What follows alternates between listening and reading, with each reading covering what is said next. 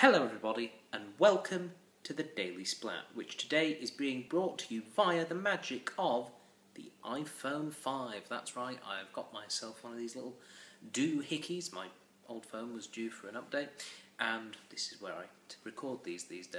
So I thought I'd give it a quick test spin, and what better to talk about than this new iPhone, which has been out for the whole of 4 or 5 months now, I think. I've heard very little about it previously, other than it's the new iPhone, and I thought, yeah, I'll stick with what I know.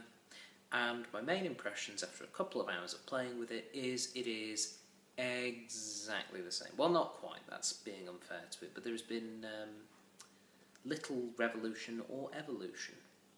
Not that that's a bad thing in my mind, but yeah, the few bits of reaction that I heard back when the iPhone came out was, it's basically the same, or the changes aren't really that noticeable. I mean, there are changes. I mean, it's thinner, it's longer. The central camera bit is now directly above the speaker, as opposed to slightly off to the side on the screen side, which is the side I'm facing right now. Some of the icons are different. The maps function is not as good as it used to be. But all in all, it's pretty cool. And the thing is, it's still just as cool as the iPhone 4. And I think part of the problem is that these phones are now ubiquitous within our lives. In 2007, when you come out with the original iPhone going, it's an iPod and an iPhone, everyone goes, what? Ah, that's music and communication on one thing? Wow! In the same way that they also went, and I can play videos on it, and I can search the internet on it while I'm on a train, and I can watch YouTube on a oh my, yeah, etc. So, you know, you can understand there was a lot of very revolutionary things about it, so much that virtually in a year, 2 years tops, all the phones that were being produced went away from the old flip phone button model, which was quite popular around the time, and suddenly everyone was screens. Now maybe it's because the screen technology was something that was pretty far in advancement at this point, and you know, it was kind of obvious that touchscreens were going to be the way, but the iPhone made the design cool and sleek and sexy, according to lots of people. And then you have your iPhone 4, which comes out with lots of extra features, and that's, you know, it's the new iPhone, and everyone's really hyped up because, oh, it's going to be awesome again. And you know, to be fair, it was pretty well received at the time. It did have quite a few improvements, and everyone pretty much did go, okay, yeah, that's pretty cool. The iPhone 5 comes out, and everyone's kind of like, it's sort of the same. But that's a good thing. The fact is, the iPhone, by and large, works. It works for me. I understand a lot of you out there are Android users.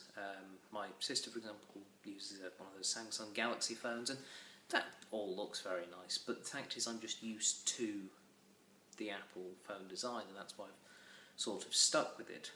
Also, I'm not super technologically advanced, you know, and the fact is the iPhone is designed with the noob in mind, I suppose. You know, it is very user-friendly, and to be honest, I sort of prefer that, just because, again, I'm not very technically minded.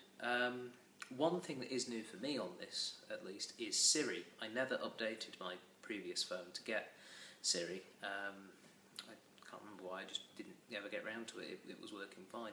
And I've been having a lot of fun playing with Siri on this.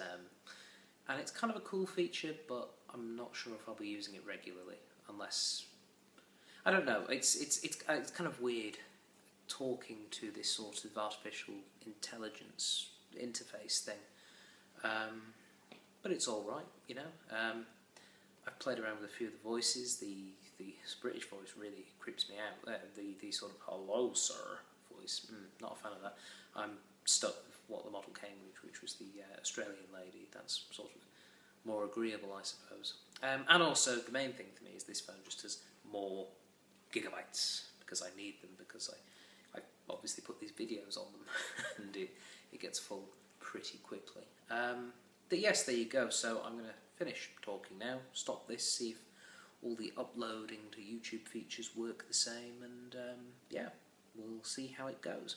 And if it turns out to be absolutely fantastic, then that's absolutely fantastic. Okay, that is all for today.